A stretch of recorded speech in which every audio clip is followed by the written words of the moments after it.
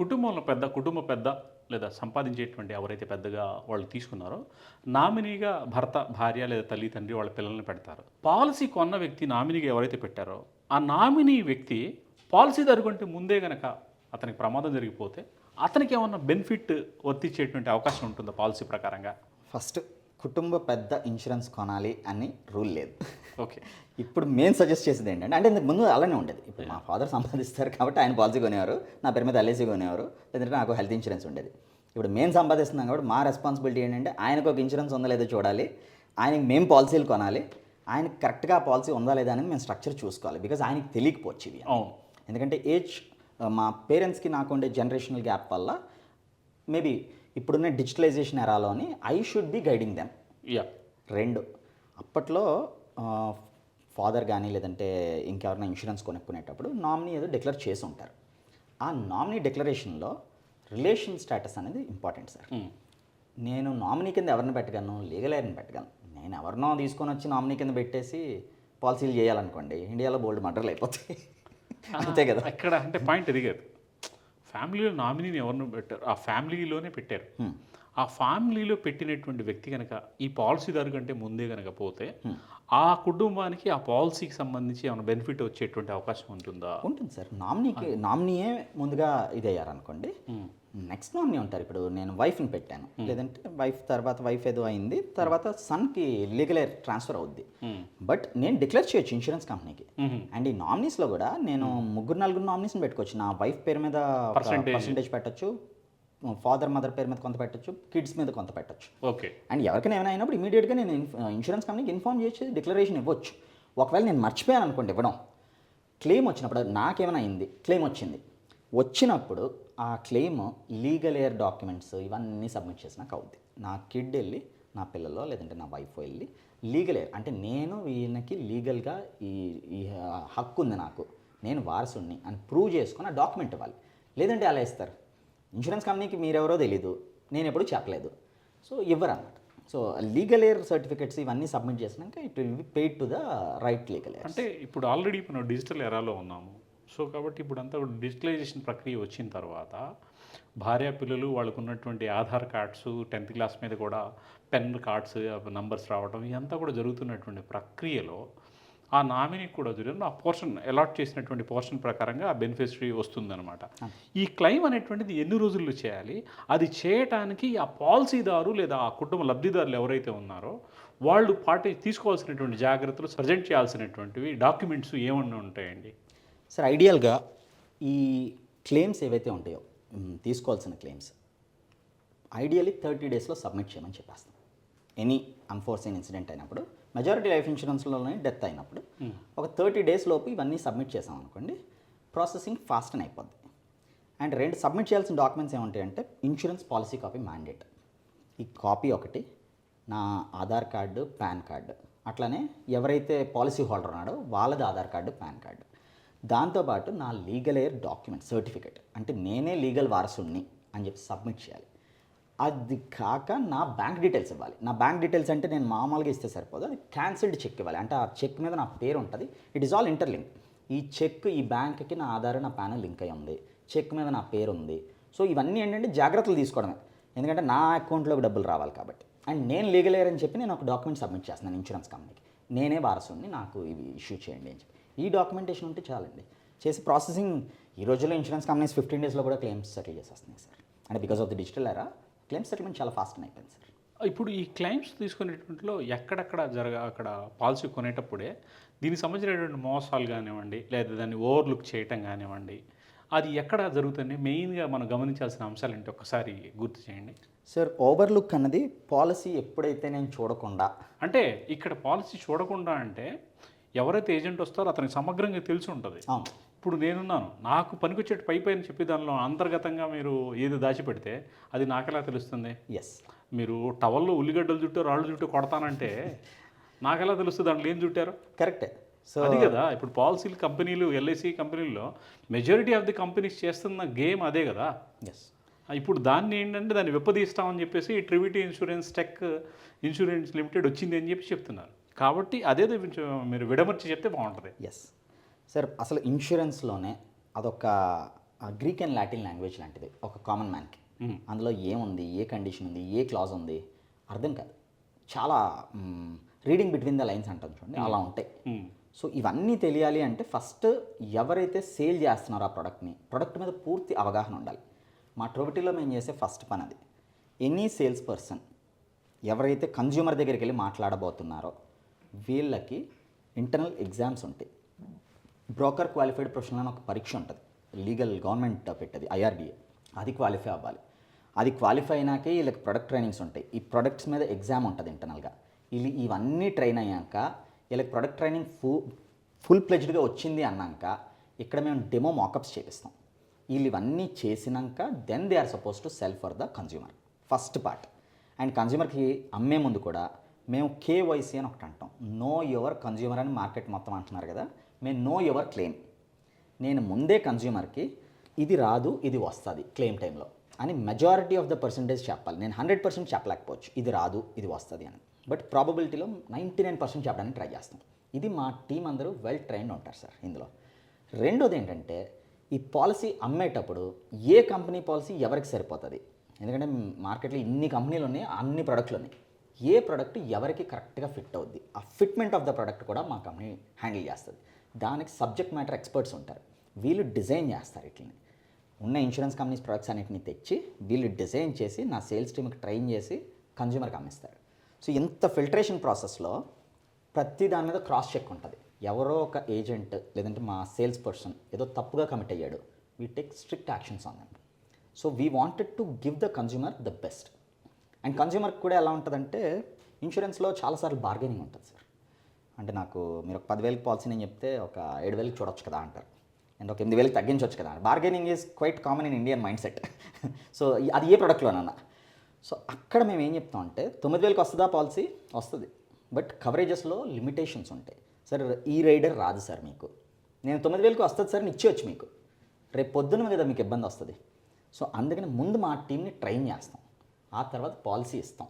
ఇచ్చినాక మీకు claim related ఏ ఇబ్బంది వచ్చినా మా సర్వీస్ సెంటర్ నెంబర్ ఉంటుంది, మా కాల్ సెంటర్ నెంబర్, మా హ్యాపీనెస్ టీమ్ ఉంటారు, వీళ్ళతోనే మాట్లాడుకోవచ్చు మీరు.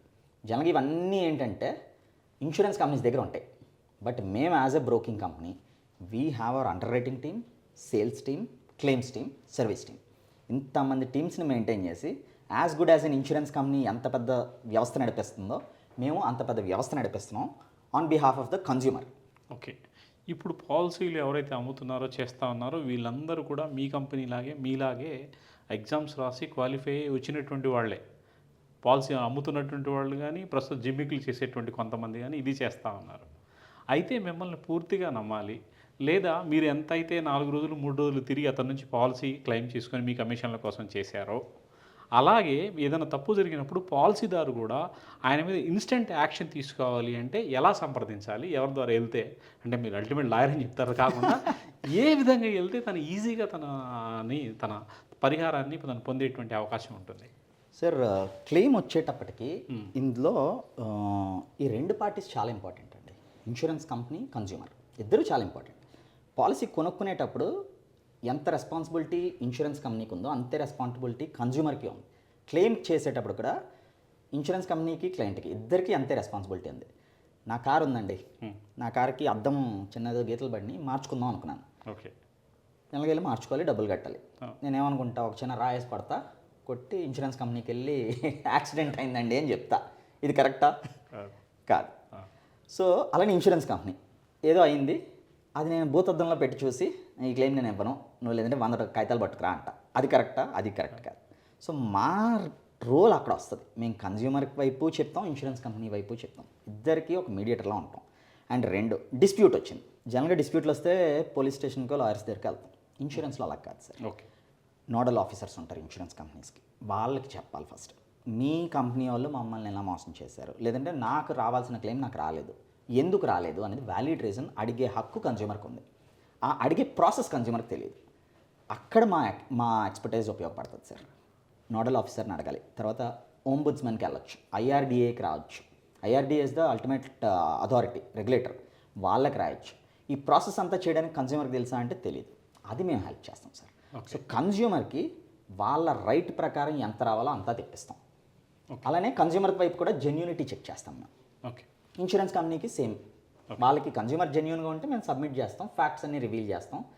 ఈ డిస్ప్యూట్ రాకుండా చూడడానికే డే 1 నుంచి మేము కన్జ్యూమర్ని ఎడ్యుకేట్ చేస్తాం, ఇన్సూరెన్స్ కంపెనీ ప్రొడక్ట్ కరెక్ట్గా అర్థం చేసుకుంటాం, వెలికిస్తాం. ఓకే సార్, ఇప్పుడు వాహనాలు ఇప్పుడు ఆల్రెడీ పెరిగిపోయినాయి. ప్రతి ఇంట్లో సైకిల్ కాడ నుంచి కారు దాకా రకరకాలు వచ్చినాయి. అలాగే ఇళ్ళు కూడాను దాదాపు ఇంతకుముందు 15-20 లక్షల్లో ఉండేది, వాళ్ళ కోట్లల్లో ఇళ్ళు కూడా వెళ్ళేటువంటి పరిస్థితి వచ్చింది. అటువంటి పరిస్థితుల్లో ప్రకృతి వైపరీత్యాలు కానివ్వండి, అనుకోని ప్రమాదాలు కానీ సంభవించినప్పుడు అంత విలువ పెట్టినటువంటి వాహనాలు ఇళ్ళకి సంబంధించి ఈ ట్రొవిటీ ఇన్సూర్టెక్ వాళ్ళు ఎలాంటి సహకారాలు మీ పాలసీదారులకు సజెస్ట్ చేస్తారండి? హోమ్ ఇన్సూరెన్స్ అనేది ఇండియాలో most under sold product sir, చాలా మందికి తెలియదు. ఓకే. పెనిట్రేషన్ చూస్తే మీరు హెల్త్, మోటార్ వీటి మీద ఉండే అవగాహన హోమ్ ఇన్సూరెన్స్ మీద ఉండదు. చాలాసార్లు తీసుకోం, ఏమవుతుందిలే అని. బట్ హోమ్ ఇన్సూరెన్స్ అతి తక్కువ ప్రైస్లో మీకు వాస్ట్ కవరేజ్ ఇస్తుంది. హోమ్ ఇన్సూరెన్స్లో చాలా కవరేజెస్ ఇస్తాయి. నా ఫోన్, నా ల్యాప్టాప్, నా ఇంట్లో ఉండే జ్యువెలరీ, నా కాస్ట్లీ పెయింటింగ్స్ ఉండొచ్చు సార్. ఈ పెయింటింగ్స్ ఈ మధ్యలో ₹1,00,00,000 ప్లస్ కూడా ఉంటాయి. సో అలాంటి పెయింటింగ్స్ కవరేజెస్ ఇవన్నీ హోమ్ ఇన్సూరెన్స్లో కవరేజ్ అవుతాయి. అసలు ఇవి అవగాహన పెంచడం అనేది మా కంపెనీ మేజర్గా చేస్తుంది. ఆ అవగాహన కూడా ఎలా చేయాలి?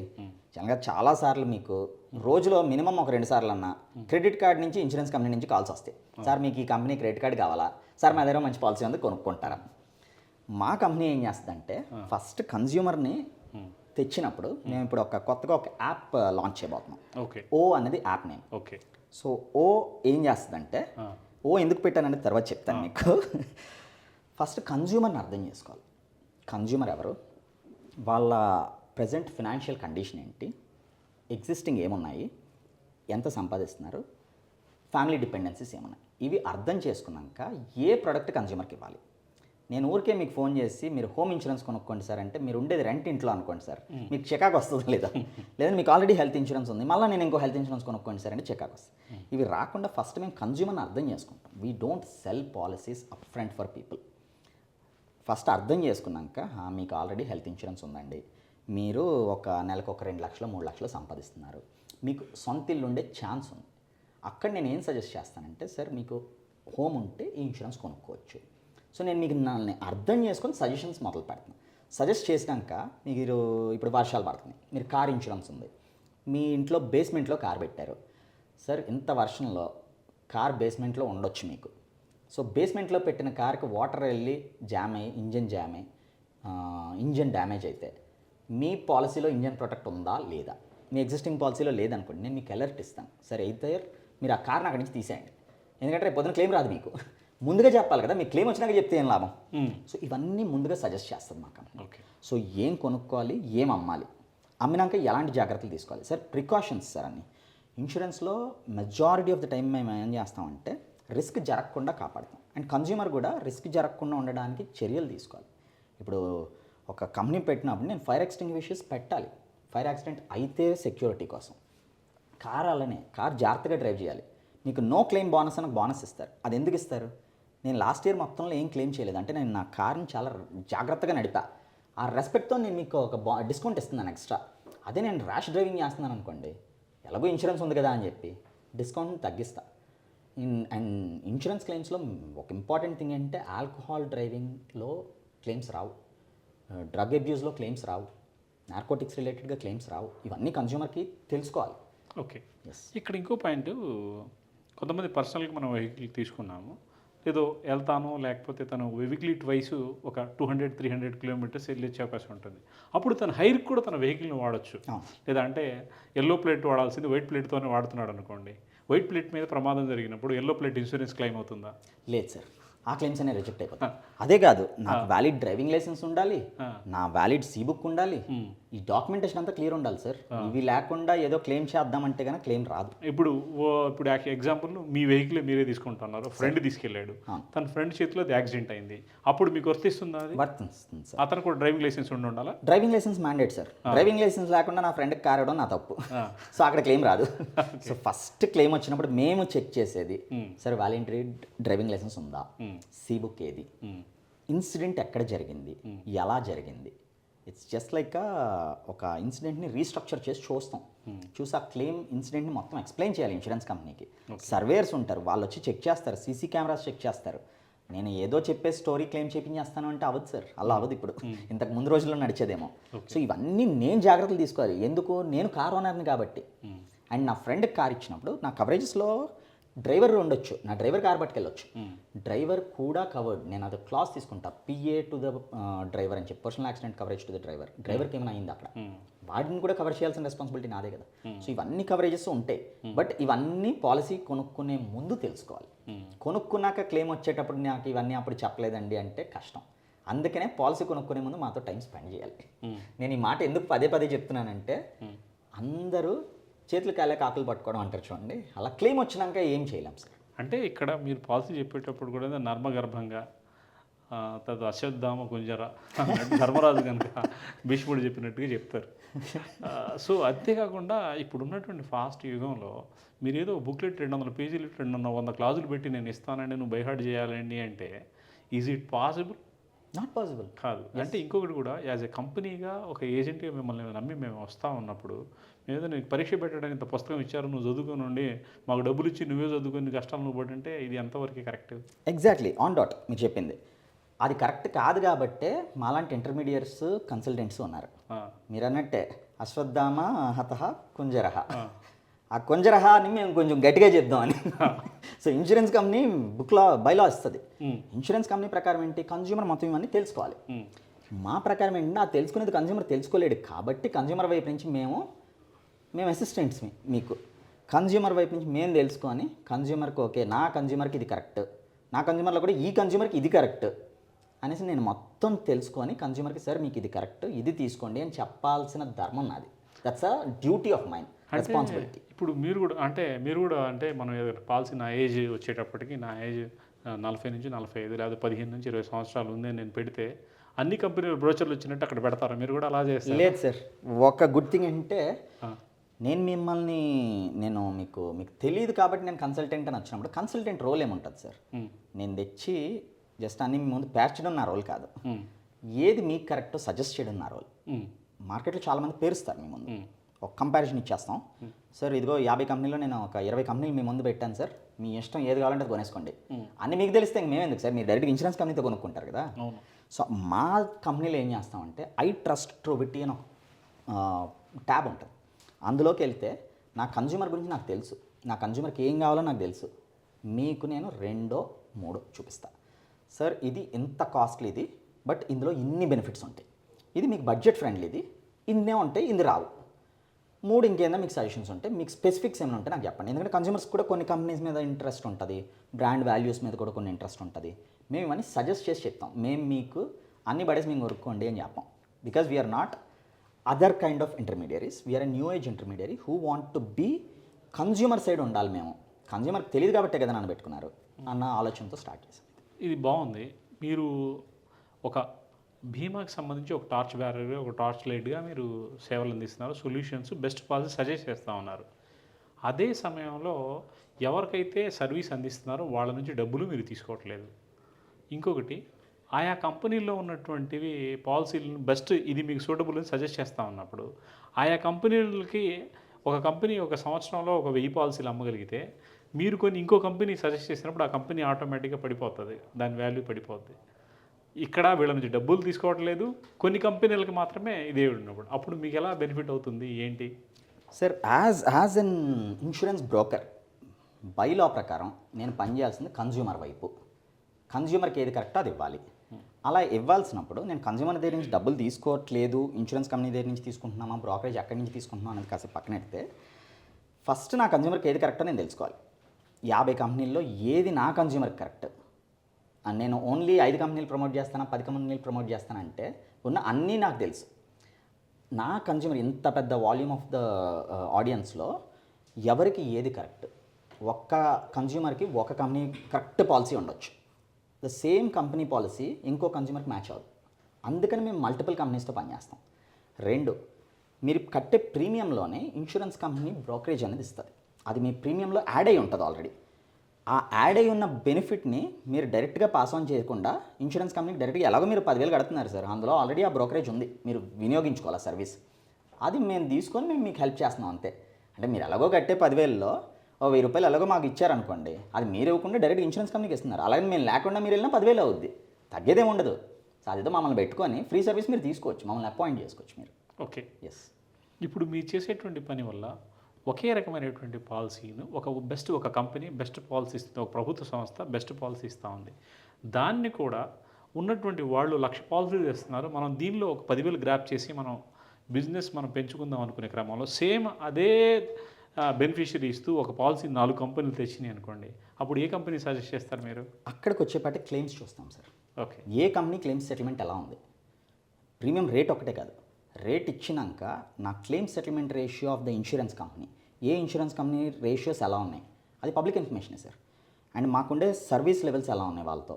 ఇప్పుడు నా కన్జ్యూమర్ హాస్పిటల్కి వెళ్ళాడు, immediate settlement of the claim జరిగిందా లేదా, అడ్రస్ చేశారా లేదా, చేయకపోతే రేపు పొద్దున్నే నా కన్జ్యూమర్కి ఆ కంపెనీని అమ్మకూడదు.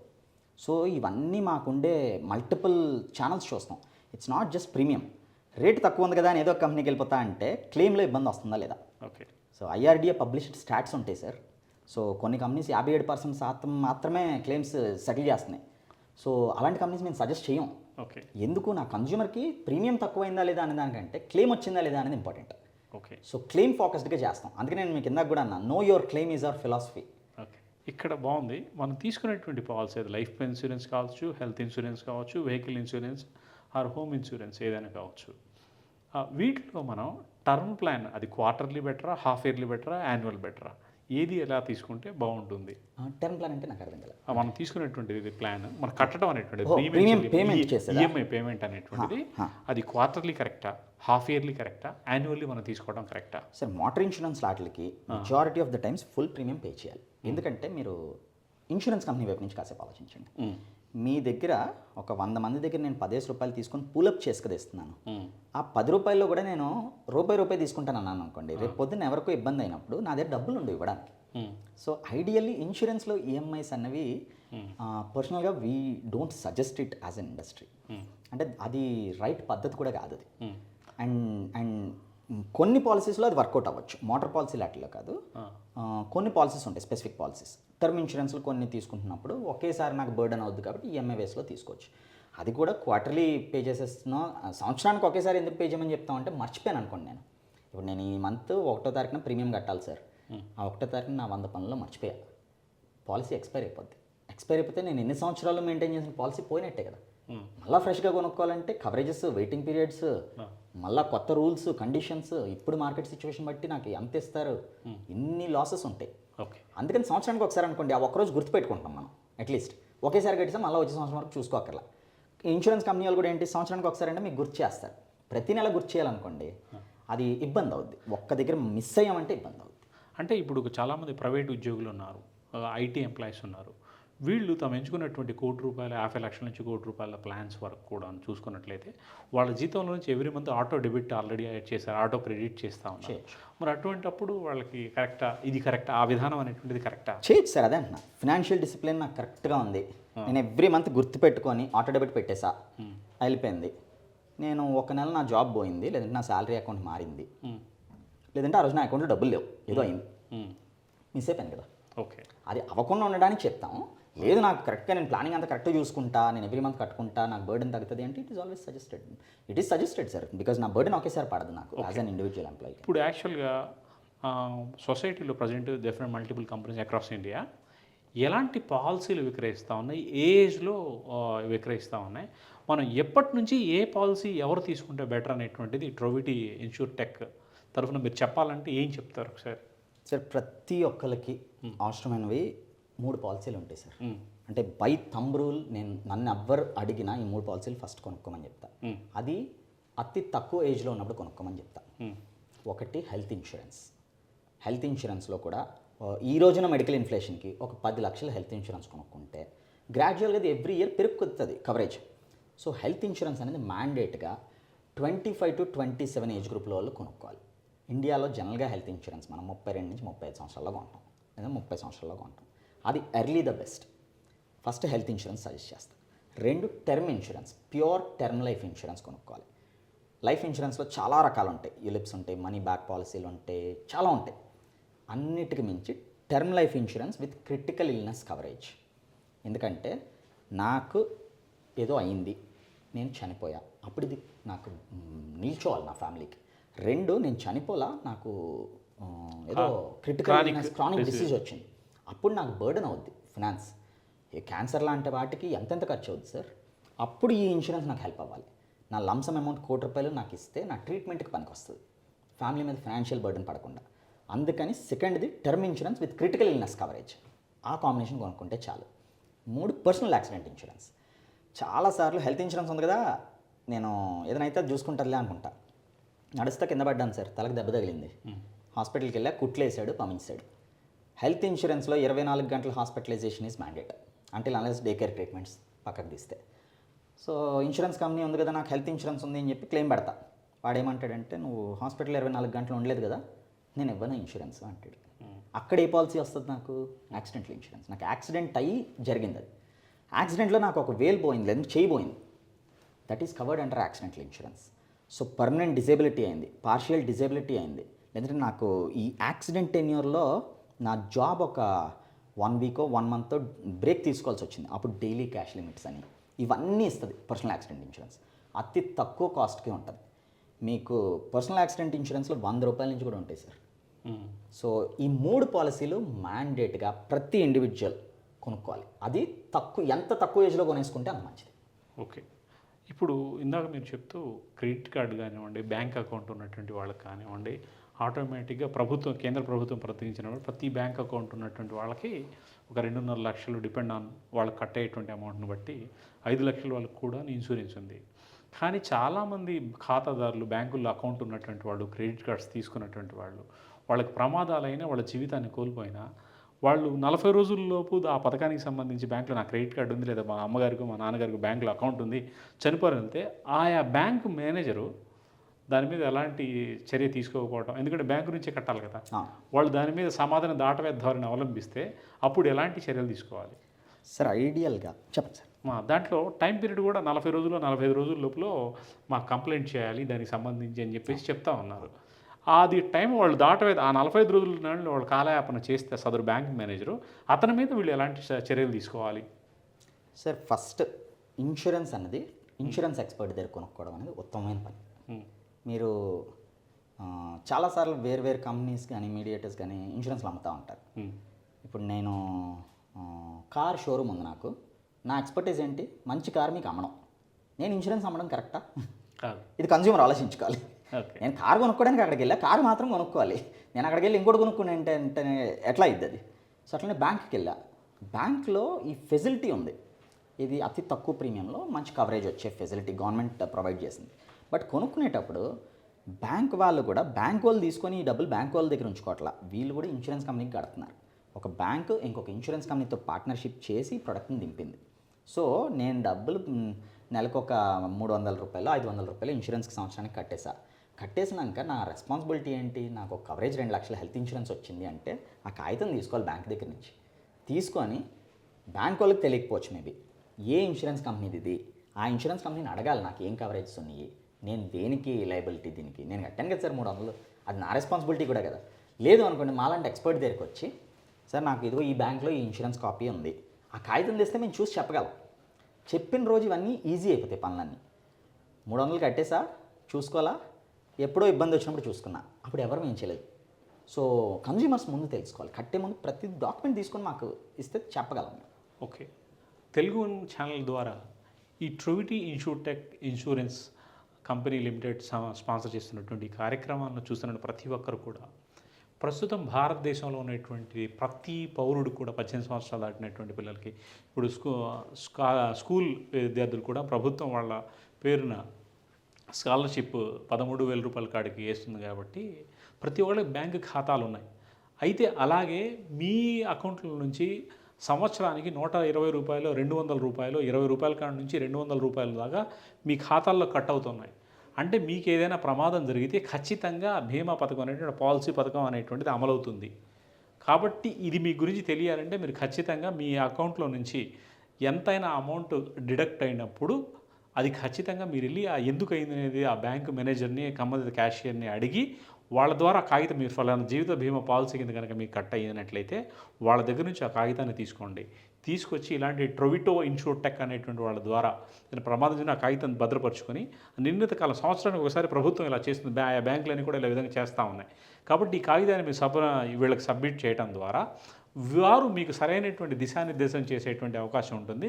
మీకు ఆర్థిక భరోసా కొంత ధీమా ఇచ్చి వాళ్ళు చేత ఒక పరిష్కారం చూపేటువంటి అవకాశం ఉంటుందని చెప్పేసి మనకి ట్రొవిటీ ఇన్షూర్టెక్ కోఫౌండర్ రామ్ గారు మనకి చెప్తా ఉన్నారు. కాబట్టి ఈ విషయాన్ని మీరందరూ కూడా గుర్తుపెట్టుకోండి. ఆ పరిస్థితులు తగ్గట్టుగా మీరు దీన్ని గుర్తుపెట్టుకుంటే మీరు అక్కడ అప్లై చేయడం ద్వారా మీరు లబ్ధి పొందేటువంటి అవకాశం ఉంటుంది. ఇప్పుడు ట్రొవిటీ ఇన్షూర్టెక్ ఈ డిజిటల్ ఏరాలో మీరు ఏదైనా ఇంకా సులభతరంగా ఏమైనా తీసుకొస్తా ఉన్నారా? ఇప్పుడు PhonePe, Google pay, easy payment లాగా అలాంటి సర్వీసెస్ మీరు ఏమైనా అందిస్తూ ఉన్నారా ఇన్సూరెన్స్ విభాగంలో? సార్ మేము లాంచింగ్ అవర్ ఓన్ అప్లికేషన్ అండి. మొబైల్ యాప్ లాంచ్ చేస్తున్నాం. యాప్ పేరు ఓ అని పెట్టాం అనమాట. ఓకే. ఓ అనేది ఏంటంటే ఈఓఏ సార్. ఇది సార్ ఓకే. మా క్యారెక్టర్ ఓ అని. ఇది ఓ అని ఎందుకు పెట్టామంటే మీరు ఏ భాషలో తీసుకున్నా ఓ అనేది ఒక ఎక్స్ప్రెషన్. నేను మీకు తెలియని విషయం ఏదైనా చెప్పాను అనుకోండి, ఓ అవునా అంటారు. హిందీలో ఉన్నది అంటారు, తెలుగులో ఉన్నది అంటారు, ఇంగ్లీష్లో ఉన్నది అంటారు. సో ఓ అనేది ఒక ఎక్స్ప్రెషన్. అందుకని ఆ నేమ్ చూస్ చేసుకున్నాం. ఒకటి. రెండు ఏంటంటే ఓ అనేది ఒక సర్కిల్, ఇన్సూరెన్స్ అనేది ఒక లైఫ్ సైకిల్. సో ఈ సర్కిల్ని అందుకని తీసుకున్నాం మేము. సో మీకు తెలియని విషయం ఓలో కూడా మేము ఏంటంటే 3 ఓస్ ఉంటుంది, చిన్నది, మీడియము, లార్జ్. మీకు ఇంత తెలుసు, మేము కొంచెం పెట్టి పూర్తిగా తెలియజేస్తున్నాం అన్నది ఒక విజన్ థాట్ ప్రాసెస్. దాని వెనకాల పేరు ఎందుకు పెట్టామంటే ఓ యాప్లో మీకు ఉండే బెనిఫిట్స్ ఏంటంటే మీకు ఏ రిలేటెడ్ క్వశ్చన్ వచ్చినా మీ డాక్యుమెంట్ స్టోరేజ్ నుంచి మీకు మీ హెల్త్ రికార్డ్స్ నుంచి అన్నీ అక్కడ స్టోర్ చేసుకోవచ్చు. ఆ స్టోర్ చేసుకోవడం వల్ల వచ్చే బెనిఫిట్స్ ఏంటంటే నా హెల్త్ రికార్డ్స్ బాగుండి నేను ఈ ఇయర్ అంతా నేను సంవత్సరం అంతా మంచి వాకింగ్ స్టెప్స్ చేసా, మంచి ఎక్సర్సైజ్ చేసా, నా హెల్త్ రికార్డ్ బాగా మెయింటైన్ చేసా. ఇన్సూరెన్స్ కంపెనీస్ డిస్కౌంట్స్ ఇస్తాయి సార్ నెక్స్ట్ ఇయర్ రెన్యువల్లో. నా క్రెడిట్ స్కోర్ బాగా మెయింటైన్ చేసా, చాలా ఇన్సూరెన్స్ కంపెనీస్ 5% ఎక్స్ట్రా డిస్కౌంట్ ఇస్తాయి. సో ఇవన్నీ మీకు తెలుసుకోవడానికి ఒక వన్ స్టాప్ అప్లికేషన్ లాంచ్ చేస్తున్నాం, ఈ ఓ యాప్ అనేది. ఇప్పటిదాకా ట్రొవిటీ అనేది మాకు వెబ్ ప్లాట్ఫామ్ ఉంది, వెబ్సైట్లో వెబ్ డాష్ బోర్డ్స్ ఉన్నాయి, మీకు ఒక అకౌంట్ క్రియేట్ చేసేస్తాం, లాకర్ లాంటిది ఫెసిలిటీ మెయింటైన్ చేస్తాం. ఇంకా మోర్ యూజర్ ఫ్రెండ్లీ కింద రావాలని చెప్పి అప్లికేషన్ లాంచ్ చేస్తున్నాం. ఇందులో మొత్తం మీరు తెలుసుకోవచ్చు, మీ దగ్గర ఏమున్నాయో అందులో దాచుకోవచ్చు, దాని నుంచి మీరు ఇంకోటి కొనుక్కోవద్దా అని అడ్వైస్ తీసుకోవచ్చు. మా దగ్గర కాదు, ఎవరి దగ్గర ఇన్సూరెన్స్ కొనుక్కోవాలన్నా మమ్మల్ని అడగొచ్చు. డాక్టర్ దగ్గరికి వెళ్తే సెకండ్ ఒపీనియన్ అడుగుతాం కదా, అట్లనే ఎక్కడ కూడా మీరు వచ్చి నేను ఈ ఇన్సూరెన్స్ కొనుక్కుందాం అనుకుంటున్నా, కొనుక్కోవచ్చా లేదా మేము సజెస్ట్ చేస్తాం, దాన్ని మేమే డబ్బులు తీసుకోం. సో సజెస్ట్ చేసి మీరు ఎక్కడ కావాలంటే అక్కడ కొనుక్కోండి, మా దగ్గర కొనుక్కోవాలని రూల్ ఏం లేదు. సో ఇది లేదు సార్, ఇది మంచిది కాదు, ఇది అక్కర్లేదు, మీకు ఆల్రెడీ ఇది ఉంది, ఇవన్నీ చెప్తాం. ఇవి కాక మీకు డెడికేటెడ్ ఒక రిలేషన్షిప్ మేనేజర్ని ఇస్తాం. సో మీకు ఎప్పుడన్నా ఇన్సూరెన్స్లో ఇబ్బందులు వచ్చినప్పుడు, ఇబ్బందులు అంటే ఎక్కడ వస్తాయి, క్లెయిమ్స్లో. ఆ క్లెయిమ్ వచ్చినప్పుడు మీరు ఏమేమి సబ్మిట్ చేయాలి, మీరు ఆల్రెడీ ఒక డిస్ట్రెస్లో ఉంటారు హాస్పిటల్లోనో, నా కార్కి యాక్సిడెంట్ అయినప్పుడు, అప్పుడు మేము హెల్ప్ చేస్తాం. ఈ మొత్తం చేసేదానికి ఒక అప్లికేషన్ పెట్టినాం. అన్నీ స్టోర్ చేసుకోవచ్చు, అన్నీ యూజ్ చేసుకోవచ్చు, అన్నీ తెలుసుకోవచ్చు. సో ఈ అప్లికేషన్ ఇంకా అడ్వాన్స్ స్టేజ్లో బిల్డ్ చేస్తున్నాం మేము. సో ఏ క్వశ్చన్ అడిగినా వచ్చేటట్టు. ఎందుకంటే చాలామంది పాలసీ పాపం ₹1,00,000 నుంచి ₹1,00,00,000 దాకా పాలు తీసుకుంటారు. ఇల్లు మారే క్రమంలోనో, లేకపోతే ఎద్దు సర్దుకునే క్రమంలోనో, కాగితాలు పోగొట్టుకోవటం, లేకపోతే తెలియక దీపావళి లాంటి పండుగ సందర్భాల్లో అవి కూడా తెలియక కాలబెట్టడమో చేస్తూ ఉంటారు. అటువంటి పరిస్థితుల్లో ఇటువంటి మీరు తీసుకొచ్చేటువంటి డిజిటల్ యాప్ లాంటివి ఖచ్చితంగా పాలసీదారులకి ఉపయోగపడేటువంటి అంశం అది. మీ భవిష్యత్తు ప్రణాళిక ట్రొవిటీ ఇన్సూరెన్స్ ద్వారా అసలు ఎలా ఉంది, ఎలాంటి సేవలు ప్రజానికానికి అందబోతూ ఉన్నాయండి? సార్, కన్జ్యూమర్కి ఇన్సూరెన్స్ పెనిట్రేషన్ చేయాలనేది మాకు ద బిగ్గెస్ట్ ఎయిమ్ సార్. అంటే ఇండస్ట్రీలో ఇప్పుడు 150 కోట్ల దేశంలో చాలా తక్కువ పర్సెంటేజ్ ఆఫ్ మందికి ఇన్సూరెన్స్ ఉంది. సో ఇన్సూరెన్స్ అవ్వడం వల్ల వీఆర్ ప్రొటెక్టింగ్ దెమ్ హెల్త్ పరంగా, ఫినాన్స్ పరంగా. ఇది చేయాలనేది first. And second is truth and transparency. ఇవి మనం కన్జ్యూమర్కి ఎంత క్లియర్గా తీసుకొని వస్తే, ఎంత కరెక్ట్గా ఎక్స్ప్లెయిన్ చేస్తే వాళ్ళకి అంత క్లియర్గా క్లెయిమ్ వస్తుంది. So that is our complete goals. ఇది యాక్చువల్లీ కార్పొరేట్ కంపెనీస్ ఏంటంటే ట్రూత్ అండ్ ట్రాన్స్పరెన్సీ అనేటువంటి చాలా బాగా వాడతారు, చాలా స్టైలిష్గా కూడా చెప్తారు. అమల్లోకి వచ్చేటప్పటికి అది కనపట్లేదు. మీ ట్రొవిటీ ఇలాంటి అభయాన్ని, ఒక ధీమాని, అండని ఇవ్వబోతాం. ఎస్. సో మా పేజ్లో చూస్తే మేము హ్యాండిల్ చేసిన క్లెయిమ్స్ కానీ, ఎక్కడో ఎవరికో రాలేని క్లెయిమ్ని కూడా మేము హ్యాండిల్ చేయగలిగాం sir. The truth of insurance అని చెప్పి we write an articles. So అందులో మేము రాసిన ప్రతి కథ ఒక కన్జ్యూమర్ పడిన కథ అది. సో అవన్నీ మాకు స్టోర్ చేసి పెడుతున్నాం. సో ఎందుకంటే to bring that trust trust sir, మీరు అన్నట్టు నమ్మకం అనేది ఈ రోజుకి ఈరోజు వచ్చేది కాదు సార్. అవును. కొన్ని రోజుల జర్నీతో, కొన్ని సంవత్సరాల జర్నీతో వచ్చేది. సో అందుకనే నేను ఫస్ట్ నుంచి ఏం చెప్తున్నా, మేము పాలసీ అమ్మట్లా. ఎందుకు అమ్మట్లేదు? ఫస్ట్ మేము మీ భరోసాను తెచ్చుకుంటాం, మీకు సర్వీస్ చేస్తాం, దెన్ మీకు ఉన్నవన్నీ చూస్తాం, అప్పుడు మీరు కొనుక్కోండి. అది కూడా కొనుక్కోండి అని చెప్తున్నాను. ఓకే. సో అక్కడ we want to create that trust factor. Okay. మీరు అందించేటువంటి సేవలు మనుషులు మిషన్లకైనా లేక పశువులు పక్షులకు కూడా ఉన్నాయా? అన్నింటికీ సార్. మేము A to Z of insurance చేస్తాం, జస్ట్ లైక్ అమెజాన్, గూగుల్ లాగా. సో ఒక కార్పొరేట్ కంపెనీలో ఉండే హెలికాప్టర్ నుంచి, పోర్ట్ల నుంచి, ఎయిర్పోర్ట్ల నుంచి, సీపోర్ట్స్ నుంచి, ఆ స్థాయి నుంచి 2 వీలర్ వరకు, అలాగే మనుషుల నుంచి పెట్స్ వరకు. బికాజ్ ఈ రోజుల్లో పెట్స్ ఆర్ మోర్ లవ్డ్. వాటి కాస్ట్లు కూడా చాలా ఎక్కువ. వాటి కేర్ తీసుకోవడానికి కూడా ప్రతి ఒక్కరు నా సొంత పిల్లల్ని ఎలా చూసుకుంటున్నానో నా పెట్స్ని అలానే చూసుకుంటాను అనుకుంటా. సో ఆ ఎఫెక్షన్ని కూడా నేను ఇన్సూరెన్స్ చేస్తాను.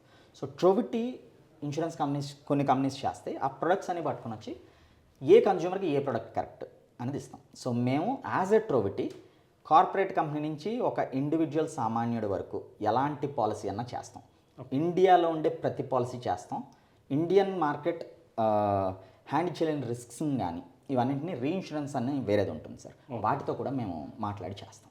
ఓకే. ఈ బీమా పాలసీలకు సంబంధించి మీ దగ్గర నుంచి మీ ఉచిత సలహాలు సంప్రదింపులు చేయడానికి టోల్ ఫ్రీ నెంబర్ లాంటివి కానీ మీ అడ్రస్లు అవి ఏమైనా ఉన్నాయా? దాని గురించి చెప్పగలరా? ఎస్ సార్, మా ఇన్స్టాగ్రామ్ పేజ్ ఉంటుంది, ట్రోవిటీ ఇన్షూర్టెక్ అని. అందులో మీరు మెసేజ్ చేయొచ్చు. మా టోల్ ఫ్రీ నెంబర్ ఉంది, దాన్ని మీరు కాల్ చేసి మా వెబ్సైట్లోనే డిస్ప్లేస్ ఉంటాయి. trovity.com అని మా వెబ్సైట్ ఉంది. And soon with in no time, ఈ వచ్చే దసరా అయిపోయిన వెంటనే మా అప్లికేషన్ అవైలబిలిటీలోకి వస్తుంది. సో ఆ అప్లికేషన్ మీ ఫోన్లో పెట్టుకుంటే చాలు, everything will be available for you in your finger tips. And మీకు ఏ క్వశ్చన్ ఆన్ ఇన్సూరెన్స్ ఉన్నా you can reach us, you can contact us. మారినటువంటి పరిస్థితుల్లో మనం బీమా అనేటువంటిది ప్రతి వ్యక్తికి, ప్రతి కుటుంబానికి అనివార్యమైంది. కాబట్టి ఈ విషయంలో మనం తీసుకునేటువంటి పాలసీకి సంబంధించి అది ఎలాంటిదైనా, పశువులు పక్షాదులు అయినా సరే, మనం కొనుక్కునేటువంటి ఇళ్ళైనా సరే, వాహనాలైనా సరే, ఇంట్లో వ్యక్తులకైనా ఈ బీమా పాలసీకి సంబంధించి స్పష్టమైనటువంటి అవగాహన, క్లిష్టమైనటువంటి క్లెయిమ్ల విషయంలో ఎలా రాబట్టుకోవాలనే దాని మీద ఉచిత సలహాలు ఇవ్వడానికి ట్రోవిటీ ఇన్షూర్టెక్ లిమిటెడ్ అనేటువంటి సిద్ధంగా ఉంది. మేము ఎల్లప్పుడూ 24/7 సేవలు అందిస్తామని చెప్పేసి చెప్తా ఉన్నారు. కాబట్టి మీరు ఎంచుకునేటువంటి పాలసీకి సంబంధించి ఎలాంటి సందేహాలున్నా 24 గంటలు ట్రోవిటీ ఇన్షూర్టెక్ లిమిటెడ్ టోల్ ఫ్రీ నెంబర్ ద్వారా, ఇన్స్టాగ్రామ్ ద్వారా వారిని సంప్రదించి మీ సందేహాల్ని నివృత్తి చేసుకోగలరు.